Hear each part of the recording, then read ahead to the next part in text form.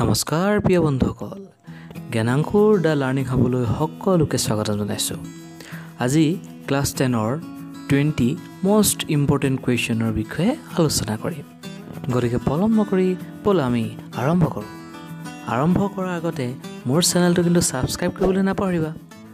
যদি ভাল লাগে লাইক কৰিবা আৰু বন্ধুবৰ্গৰ মাজত শ্বেয়াৰ কৰিবা। তেনেহ'লে ব'লা আমি আৰম্ভ কৰোঁ।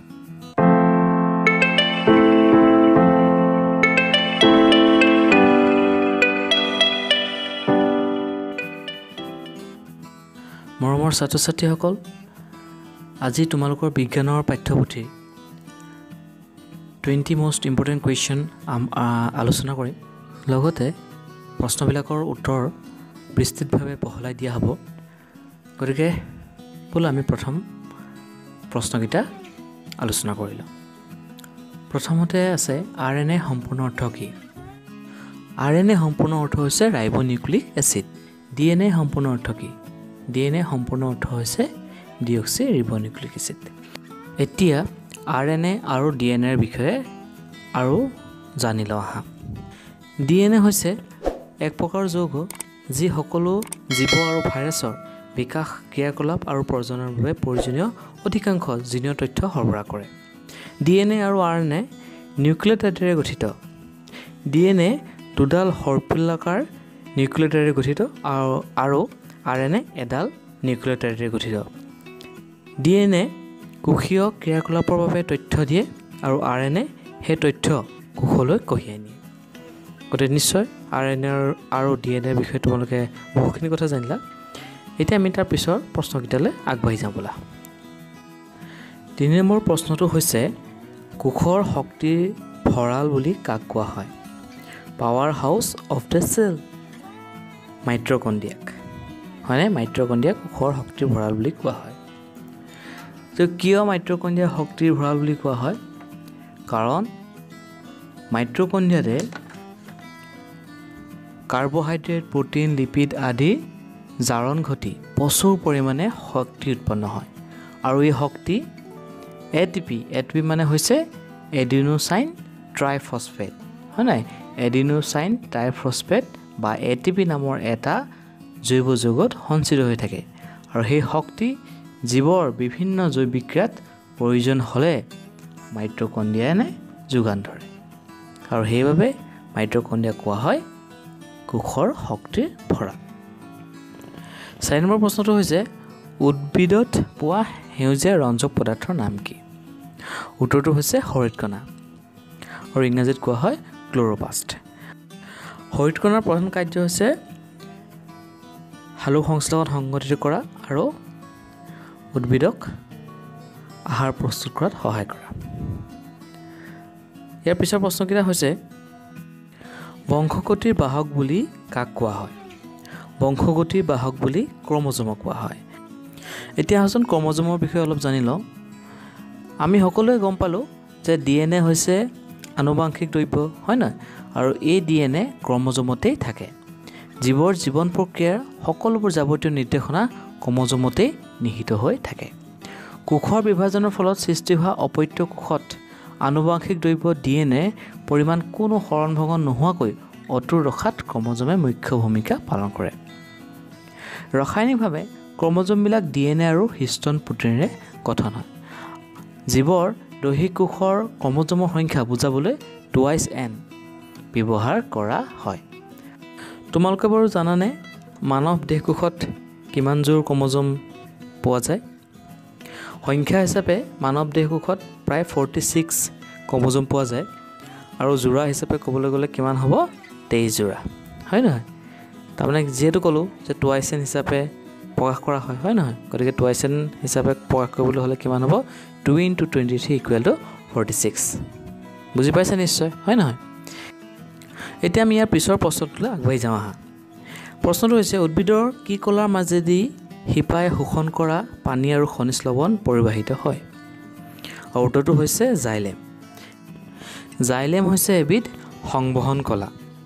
সচৰাচৰতে এই কলা কঠিন আৰু কিছু অংশক হাড় কাঠ বুলিও কোৱা হয়। জাইলেম কলা বিভিন্ন প্ৰকাৰৰ কোষৰ সমষ্টি আৰু সেই অনুসৰি জাইলেমত 4 প্ৰকাৰ কোষ থাকে। প্ৰথম হৈছে ট্ৰেকাইড, তাৰপিছত হৈছে নলিকা বা ট্ৰেকিয়া, তাৰপিছত হৈছে জাইলেম তন্ত্ৰ বা জাইলেম ফাইবাৰ, তাৰ চাইনৰ প্ৰকাৰটো হৈছে জাইলেম পেৰেনকাইমা। ইয়াৰ পিছৰ প্ৰশ্নটো হৈছে প্লাজমা কি? প্লাজমা হৈছে তেজৰ তৰল অংশ আৰু তেজৰ প্ৰায় 55% হৈছে প্লাজমা। এতিয়া প্লাজমাৰ বিষয়ে কিছু কথা জানি লওঁ আহা। প্লাজমা হৈছে কিছুমান অজৈব আৰু জৈৱ যৌগৰে গঠিত। প্লাজমাৰ অজৈব উপাদানবোৰ পানী, খনিজ লৱণ আৰু গেছ যেনে অক্সিজেন, কাৰ্বন ডাই অক্সাইড আৰু নাইট্ৰজেন। আনহাতে অৱশোষিত আহাৰ যেনে গ্লুক'জ, এমিনো এচিড, ভিটামিন, তাৰপিছত ৰেচন দ্ৰব্য, হৰম'ন, প্ৰ'টিন আদি প্লাজমাৰ মুখ্য জৈৱিক উপাদান। প্লাজমাত থকা হাইড্ৰোজেন আৰু প্ৰথম্বিন প্ৰ'টিনে তেজ গোট মৰাত সহায় কৰে। ইয়াকে তেজ চেকুৰা মৰা বা খলমা বন্ধা বুলি কোৱা হয়, হয় নহয়? ইয়াৰ পিছৰ প্ৰশ্নটো হৈছে স্নায়ু গঠনৰ একক কি? স্নায়ুকলা গঠনৰ একক হৈছে নিউৰন। এতিয়া আমি নিউৰনৰ বিষয়ে কিছু কথা জানি লওঁ আহা। নিউৰন হৈছে প্ৰাণীদেহৰ আটাইতকৈ দীঘল কোষ। ই দুটা প্ৰধান ভাগত বিভক্ত। প্ৰথমটো দেহকোষ চেল বডি আৰু 2 নম্বৰটো হৈছে স্নায়ু প্ৰবৰ্ধ বা নাৰ্ভ প্ৰচেছেছ। দেহকোষ হৈছে নিউৰনৰ যি অংশত কোষকেন্দ্ৰটো থাকে তাক দেহকোষ বুলি কোৱা হয় আৰু এই অংশ যথেষ্ট ডাঙৰ। কোষকেন্দ্ৰটোৰ চাৰিওফালে ডাঠ কোষপৰশ থাকে। আৰু স্নায়ু প্ৰবৰ্ধ হৈছে 2 ধৰণৰ, এক্সন আৰু ডেনড্ৰাইট। দীঘল শাখা প্ৰশাখাহীন স্নায়ু প্ৰবৰ্ধডাল হৈছে এক্সন আৰু নিউৰনৰ চুটি আৰু অধিক শাখা প্ৰশাখাযুক্ত স্নায়ু প্ৰবৰ্ধক হৈছে ডেনড্ৰাইট। তোমালোকে জানি থোৱা যে দুটা স্নায়ুকোষৰ মাজৰ ঠাইখিনি কোৱা হয় চাইনেপছ। এইটো কিন্তু পৰীক্ষাত প্ৰায় আহি থাকে। আৰু ইয়াৰ পিছৰ প্ৰশ্নটো হৈছে মানুহৰ পাকস্থলীত থকা এচিডৰ নাম কি? মানুহৰ পাকস্থলীত থকা এচিডৰ নামটো হৈছে হাইড্ৰক্লৰিক এচিড। আৰু এই হাইড্ৰক্লৰিক এচিডে কি কৰে? বীজাণু নাশ কৰে, হয় নহয়? লগতে পেপচিন সক্ৰিয় কৰে, হয়নে? তাৰ পিছৰ প্ৰশ্নটো হৈছে ট্ৰাইকাস্পিড ভাল্ভ ক'ত থাকে? সুৱলিন আৰু সুনীলৰ মাজত, হয় নহয়? আৰু এখন ভাল্ভ থাকে, সেইখন হৈছে বাইকাস্পিড ভাল্ভ আৰু সেইখন ভাল্ভ থাকে বাওঁঅলিন আৰু বাওঁনীলৰ মাজত। ইয়াৰ পিছৰ প্ৰশ্নটো হৈছে উদ্ভিদৰ বৃদ্ধি আৰু বিকাশত সহায় কৰা হৰম'নবিধৰ নাম কি? উদ্ভিদৰ বৃদ্ধি আৰু বিকাশত সহায় কৰা হৰম'নবিধৰ নাম হৈছে অক্সিন। তাৰ উপৰিও আৰু আন এবিধ হৰম'ন হৈছে চাইট'কাইনিন, হয় নহয়? 12 নম্বৰ প্ৰশ্নটো হৈছে মাষ্টাৰ গ্লেণ্ড বুলি কাক কোৱা হয়? মাষ্টাৰ গ্লেণ্ড বুলি পিটুইটাৰী গ্ৰন্থিক বা পিটুইটাৰী গ্লেণ্ডক কোৱা হয়, কাৰণ এই গ্ৰন্থিয়ে আন যি অন্তঃস্ৰাৱী গ্ৰন্থি আছে সেই গ্ৰন্থিবিলাকক কণ্ট্ৰল কৰে, যেনে থাইৰয়ড হওক, এণ্ড্ৰক্ৰাইন হওক, টেষ্টিছ হওক, অভেৰিজ হওক ইত্যাদি। ঠিক আছে।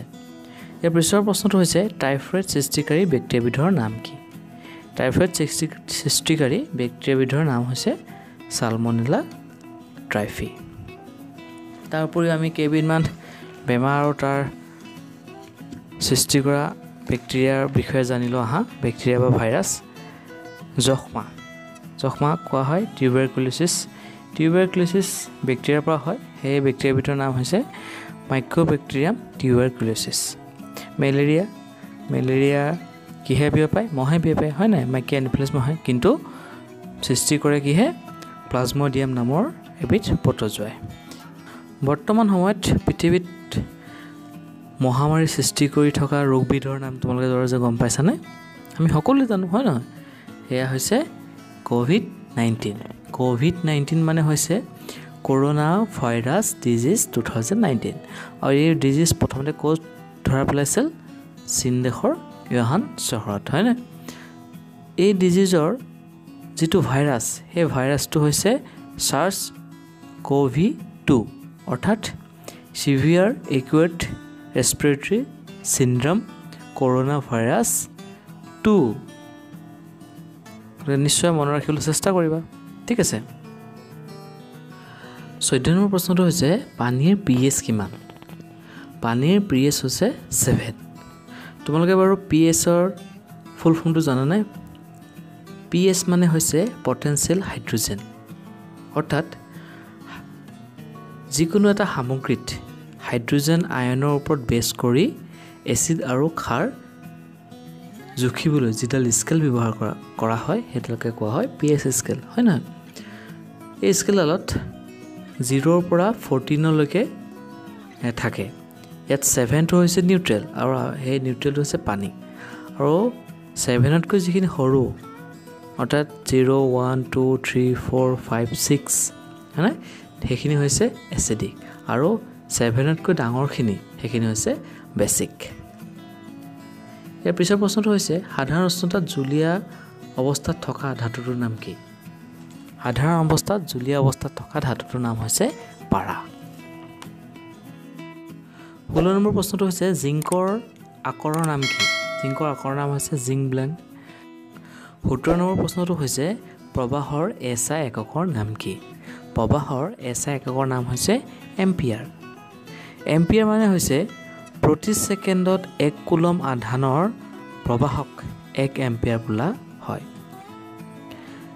আৰু এসআই মানে কি জানানে এসআই হৈছে ইন্টাৰনেশ্যনেল সিস্টেম অফ ইউনিটস ইয়াক ফ্ৰান্সত সিস্টেমি ইন্টাৰনেশ্যনেল বুলি কোৱা হয় সেইকাৰণে এসআই বুজি পাইছা ইয়াৰ পিছৰ প্ৰশ্নটো হৈছে বিভৱ ভেদৰ এসআই এককৰ নাম কি বিভৱ ভেদৰ এসআই এককৰ নাম হৈছে ভল্ট যদি 1 কুলম আধান এডাল পৰিবাহীৰ এটা বিন্দুৰ পৰা আন এটা বিন্দুলৈ চালিত কৰিবলৈ 1 জুল কাৰ্য কৰিব লাগে তেন্তে প্ৰভাৱযুক্ত পৰিবাহীডালৰ দুটা বিন্দুৰ মাজৰ বিভৱ ভেদ হ'ব 1 ভল্ট এটো হৈছে বিভৱ ভেদৰ সংজ্ঞা গতিকে এটো মনত ৰাখিবলৈ চেষ্টা কৰিবা ঠিক আছে 19 নম্বৰ প্ৰশ্নটো হৈছে মানুহৰ চকুৰ ক'ত প্ৰতিবিম্ব গঠন হয় মানুহৰ চকুৰ প্ৰতিবিম্ব গঠন হয় ৰেটিনাত আজি খণ্ডটোৰ অন্তিম প্ৰশ্নটো হৈছে কি অংগৰ ক্ৰিয়াৰ বাবে চকুৰ লেন্সৰ ফোকাস দৈৰ্ঘ্য পৰিৱৰ্তন হয় মানুহৰ চকুৰ লেন্সখন আযুক্ত জেলেৰে গঠিত হয় ইয়াৰ বক্ৰতা কিছু পৰিমাণে চিলিয়াৰী পেশীৰ দ্বাৰা সলনি কৰিব পাৰি অৰ্থাৎ চকুৰ লেন্সখনৰ দুয়োকাষে থকা চিলিয়াৰী পেশীয়ে চকুৰ লেন্সৰ ফোকাস দৈৰ্ঘ্য পৰিৱৰ্তন ঘটায় মৰমৰ ছাত্ৰ-ছাত্ৰীসকল আগলৈ এই ধৰণে ভিডিঅ' চাই থাকিবৰ কাৰণে এই চেনেলটো সাবস্ক্ৰাইব কৰিবা লগতে যদি ভিডিঅ'টো চাই ভাল পালা বহুতখিনি কথা শিকিব পাৰিলে তেনেহলে লাইক কৰিবা আৰু নিজৰ বন্ধুবৰ্গৰ লগত শ্বেয়াৰ কৰিবা ঠিক আছে so God bless you and bye by